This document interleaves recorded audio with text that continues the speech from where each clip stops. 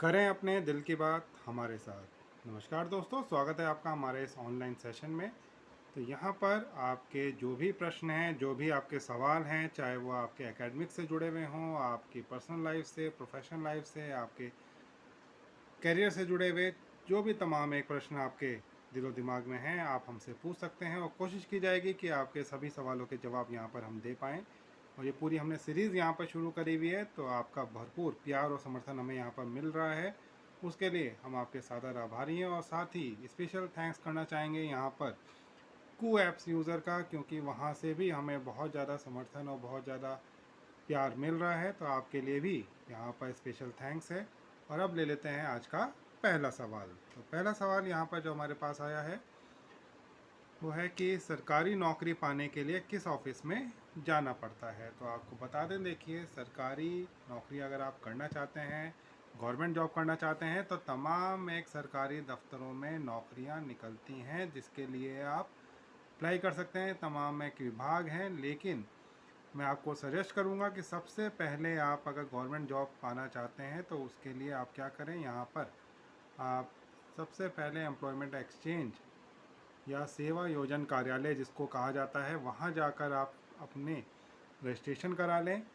उसका बेनिफिट आपको ये मिलेगा कि अगर कोई भी वैकेंसी गवर्नमेंट जॉब की निकलती है और अगर एक पर्टिकुलर डेट तक का आपसे यहाँ पर नंबर मांगा जाता है, एम्प्लॉयमेंट एक्सचेंज का एक नंबर आपको मिलता है, यूनिक आईडी होता है, और अगर वो आपसे मांगा जाता है तो आप निश्चित तौर पर बड़े आराम से उसको दे सकते हैं और उसके बेस पर आपका कैंडिडेचर जो है वो कंसीडर किया जा सकता है। तो यहाँ पर सबसे पहले तो आप एम्प्लॉयमेंट एक्सचेंज में अपना रजिस्ट्रेशन करा दें। इसके अलावा आप जो भी नौकरी करना चाहते हैं, सरकारी विभाग में करना चाहते हैं या मान लीजिए बैंक में करना चाहते हैं, तो फिर आपको उसकी अच्छे से तैयारी भी करनी होगी। जिस भी डिपार्टमेंट में आप जॉब करना चाहते हैं उसके लिए आप अच्छी सी तैयारी करिए। अगर बैंक में करना चाहते हैं तो बैंक की आपको कौन सी जॉब करनी है, आपको क्लरिकल में करनी है, आपको पीओ में करनी है, वो आपको देखना होगा।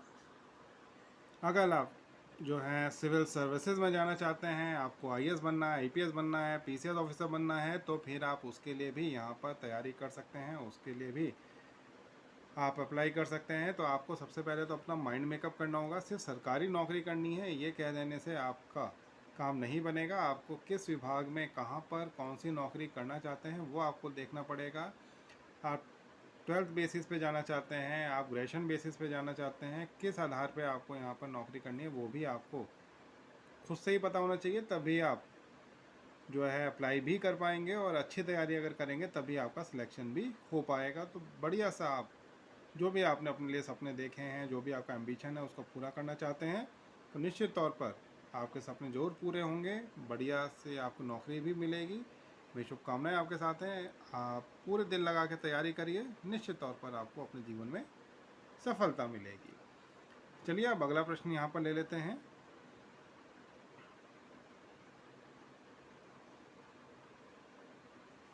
मुझे काम कैसे मिलेगा?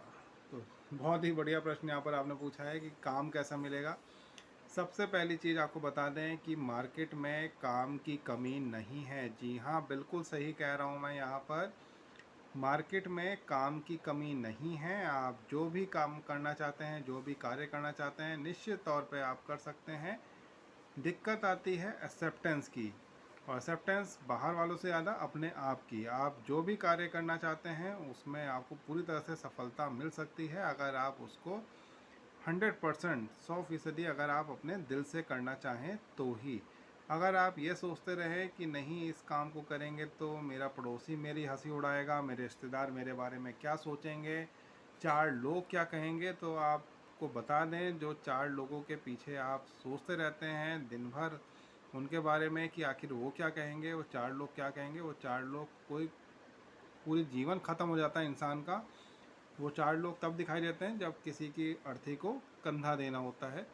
उसके अलावा चार लोग आपको पूरे जीवन में कहीं दिखाई नहीं देंगे। तो उनसे सोचकर या उनके बारे में कोई प्रिटेंड कर कर अपने डिसीजन मत बदलिए। आप जो भी कार्य करना चाहते हैं, आपने कहा कि मुझे तो और ये काम करना है, अमुक काम करना है या दूसरा कोई काम करना है, जो भी आपको पसंद हो वो आप काम करिए। आपको चाय की टपरी लगानी है, आप चाय की टपरी लगाइए। आपने कहा कि मुझे आईएएस की प्रिपरेशन करनी है, आप उसकी प्रिपरेशन करिए। आपने कहा कि नहीं मुझे बैंक पीओ के लिए अप्लाई करना है, उसमें जाना है, आप उसकी तैयारी करें। जो भी आप अपने जीवन में करना चाहते हैं निश्चित तौर पर आप करिए, लेकिन यहाँ पर काम जो भी आप कर रहे हैं उससे एक तो अपना जी मत चुराइए, और पूरे मेहनत, पूरी लगन, पूरी शिद्दत के साथ अगर आप अपना काम करेंगे तो आपको बता दें कि अच्छा काम हर एक कोई नोटिस भी करता है।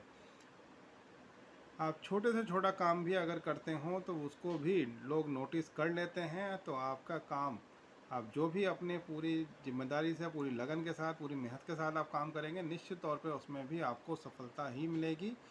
एक छोटी सी यहाँ पर स्टोरी शेयर करना चाहेंगे। एक बार एक राजा होता है और राजा अपने मंत्रियों से कहता है कि मैं लोगों के दिलों में अपनी जगह बनाना चाहता हूँ। मैं चाहता हूँ कि लोग मेरे बारे में ही बात करें, मेरे बारे में ही बोले, कहें, सुने। तो ऐसा मैं क्या करूं जिससे कि लोग मेरे और मेरे कर्मों के बारे में ही बातचीत करने लगें। तो राजा के मंत्री जो थे उन्होंने सजेशन दिया कि राजा साहब, हमारे पास बहुत खजाना भरा पड़ा है, क्यों ना आप ऐसा करें कि कल से आप अपना खजाने को जनता के बीच में बांटना शुरू कर दें। और उनके बीच में बांटेंगे तो क्या होगा कि आपका नाम बनना शुरू हो जाएगा, लोग आपकी जय जयकार करेंगे, आपके बारे में बोलेंगे, आपके बारे में बात करेंगे, और जो आप चाहते हैं वो सारी चीज़ें पूरी होंगी। राजा को भी उनका आइडिया जो था बड़ा पसंद आया। राजा ने कहा बिल्कुल ऐसा ही करेंगे, निश्चित तौर पर लोग मेरे बारे में बोलेंगे, सुनेंगे, और मुझे बहुत ज़्यादा अप्रिसिएशन भी यहाँ पर मिलेगा। ऐसा सोच करके राजा ने क्या किया, अपना खजाना खाली करना शुरू किया। ढिंडोरा पिटवा दिए पूरे राजनगर में कि राजा साहब जो हैं बड़े खुश हैं और पूरी जनता को वहाँ पर क्या देना चाहते हैं, रुपए, पैसे, सोने, चांदी, जेवरात सब देना चाहते हैं। तो आप लोग लाइन लगा के राजमहल आ जाएं और जिसको जो चाहिए राजा जी से मांग लें। अब हुआ यूँ कि वहाँ पर बहुत लंबी लाइन लग गई, लोग आते जा रहे थे और उनको ये था, पता चला था कि राजा साहब बांट रहे हैं तो ज़रूर वहाँ से पैसा लेके जाएंगे, हीरे जवाहरात लेके जाएंगे, ऐसा उनका माइंड मेकअप बन चुका था। अब क्या हुआ, वहाँ पर एक फ़कीर भी लाइन में लगा हुआ था, और जो कोई भी व्यक्ति उस फ़कीर के पीछे आके लगता, वो फ़कीर क्या करता, वो अपना नंबर उस व्यक्ति को देता और ख़ुद उसके पीछे जाके खड़ा हो जाता। आप यकीन नहीं करेंगे, 3 दिन बीते और वहाँ पर राजा के दान से ज़्यादा उस फ़कीर की बातें होने लगी कि वो फ़कीर 3 दिन से लाइन में लगा हुआ है, लेकिन वो कोई भी सामान वहाँ से ले नहीं रहा है, बल्कि वहाँ पर कोई भी व्यक्ति आता है तो उसको अपना नंबर दे देता है और वो पीछे जाके खड़ा हो जाता है। उड़ते उड़ते ये बात राजा तक भी पहुंची और राजा ने कहा कि भाई ये तो कुछ गड़बड़ हो रहा है, हमने तो ये प्लान किया था कि लोग मेरे बारे में बात करेंगे, मेरी प्रशंसा करेंगे, मेरे को यहाँ पर बेनिफिट मिलना था, और यहाँ पर बेनिफिट तो मिल गया उस फ़कीर को, ऐसा क्यों। और राजा ने अपने सैनिकों को भेजा और उस फ़कीर को बुलवा लिया अपने पास। तो यहाँ पर जब वो फ़कीर पहुँचा, देन राजा ने पूछा कि आखिर आप ऐसा क्यों कर रहे हो कि आपको अगर कुछ चाहिए तो यहाँ से ले लो, क्योंकि आपके होने की वजह से लोग यहाँ पर मेरी बातचीत नहीं कर रहे हैं। तो फ़कीर ने कहा कि राजा साहब, मैं तो फ़कीर हूँ, मुझे कुछ नहीं चाहिए, ये धन दौलत ऐशो आराम जो आप रखना चाहते हैं अपने पास रखिए, मुझे इसमें कुछ नहीं चाहिए। मेरे पास तो सिर्फ भगवान ने पंक्ति में, यानी एक लाइन के अंदर, एक क्यू के अंदर एक नंबर दिया है, अगर वो नंबर भी किसी को दे सकूं तो मुझे उसमें बड़ी ही खुशी मिलती है। इसलिए जो कोई भी व्यक्ति वहाँ पर लाइन में आके लगता है तो मैं उसको अपना नंबर ऑफ़र कर देता हूँ।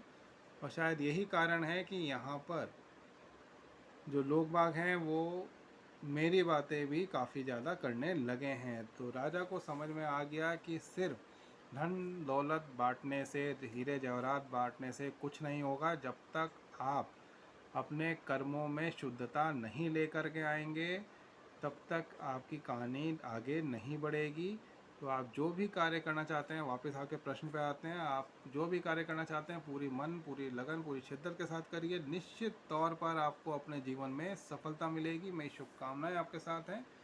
तो अब यहाँ पर अंतिम प्रश्न ले लेते हैं, और जो प्रश्न है वो छूट भी गया था, आधा रह गया था, तो उसी प्रश्न को यहाँ पर लिया जा रहा है कि सिंगर कैसे बनते हैं। तो सिंगर के लिए आपको बता दें, अगर आप सिंगर बनना चाहते हैं निश्चित तौर पर आप सिंगर बन सकते हैं, लेकिन उसके लिए आपको पूरा कोर्स होता है, वो कोर्स आपको करना होगा, अच्छे से सीखना होगा। कई सारे घराने हैं भारतवर्ष में जो सिखाते भी हैं, वहाँ पर आप इसकी शिक्षा दीक्षा ले सकते हैं। आपके लिए बहुत ज़्यादा फ़ायदेमंद इस तरह के कोर्सेज़ रहेंगे। तो अगर आपको गाना आता है तो बहुत ही अच्छी बात है, अगर गाना नहीं भी आता है तब भी आप यहाँ पर कोर्सेज़ करके उसके बारे में अच्छे से जानकारी प्राप्त कर सकते हैं। और जितना ज़्यादा इसके लिए तो कहा जाता है, चाहे ये स्पोर्ट्स में कहा जाए, सिंगिंग में, डांसिंग में, तो यहाँ पर प्रैक्टिस यानी रियाज़ की बात ज़रूर होती है। और जितना ज़्यादा आप रियाज़ करेंगे, जितनी ज़्यादा मेहनत करेंगे, ज़्यादा आप प्रैक्टिस करेंगे, उतना ही ज़्यादा आपको उसके बेनिफिट मिलेंगे, उतने ही ज़्यादा आपको अच्छे सुपरिणाम जिसको कहा जाता है वो आपको ज़रूर मिलेंगे। तो मेहनत करिए, निश्चित तौर पर आप अपने जीवन के लक्ष्यों को प्राप्त करेंगे। मेरी शुभकामनाएं आपके साथ हैं। तो दोस्तों, यहाँ पर जैसे कि आपको हमने स्टार्टिंग में भी शेयर किया था कि अपने दिल की बात आप हमसे साझा कर सकते हैं। जो भी आपके प्रश्न हैं वो आप प्रश्न पूछिए और कोशिश की जाएगी कि आपके सभी प्रश्नों के जवाब यहाँ पर समय से दे पाएँ। कोई स्पेसिफिक टॉपिक पर अगर आप वीडियो चाहते हैं तो वो भी हम आपको प्रोवाइड करा देंगे। आप हमें कमेंट सेक्शन में हमसे पूछ सकते हैं। तो मिलते हैं किसी और दिन किसी और वीडियो के साथ, तब तक के लिए नमस्कार।